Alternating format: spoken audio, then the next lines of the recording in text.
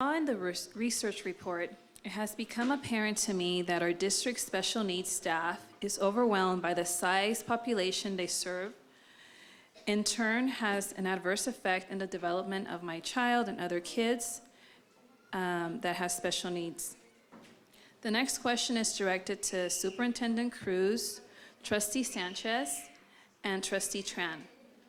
Are you committed to increasing the number of support staff for special needs students such as speech therapists, aides, or occupational therapists in our districts by at least half of the current levels for the coming year?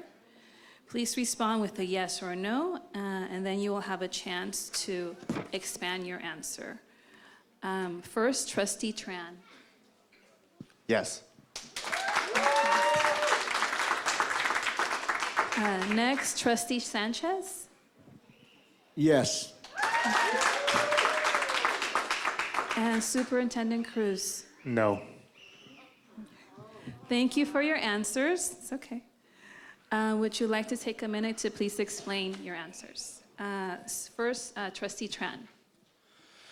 Yes. I want to make sure that every special education student has the services they need in order to succeed in our district. And from what our parents are saying, it seems that our special education staff does not have enough support. In hiring more support, I think this is a very good approach for the district to make sure that parents are being don't have the miscommunication with our special education department. And with that reason, that's why I support this this notion.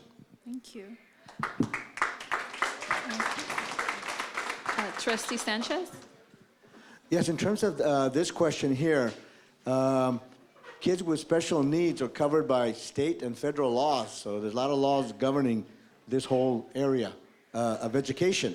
But we're definitely committed, if the need is there, to go ahead and expand the services for our kids. Okay. And it is an expensive program, because remember, the federal government only gives us 17% of all the monies for special education. The rest comes from our general fund.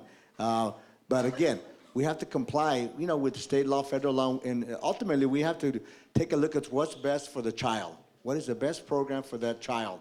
And if we need to increase therapists, we need to increase our both occupational and speech, then we need to do that. But again, it's all going to depend on the child and the needs of that child. That's the bottom line. So if they need it, it will be there. That would be my commitment. Thank you. Superintendent Cruz? Yes, so I just want to clarify the way the question is written and why it says no. It asks to double the staff, and that's not feasible because that doesn't mean that the students need that. So like Board Member Sanchez just alluded to, we are mandated to ensure that we comply with the individual learning plan for every student. So if services are in the plan, we have to provide it. If we don't have enough staff to provide it, we will hire more staff. Okay. But the way the question is posed is that we just double the staff without an indication of whether those services are the ones that are needed for each child. We can't do that. It is not feasible for us to make that expenditure without tying it to student needs that are in the IEP. We are committed to complying with the IEP 100%, and that is our commitment. Okay, thank you. So, if you're not going to give us more staff, can you increase the hours of therapists? Because our children only get 1 hour a week. So that makes it a little bit difficult. So, like I said, all those services are in the IEPs, the way they're written and agreed upon by the team. So if there's a need, an academic need, or a need that is expressed through testing or other, then that's what we provide. It's not the same for every child because not every child needs the same services. And that's why it's called an individualized IEP, an individualized learning plan, because every child needs something different and we have to comply with that.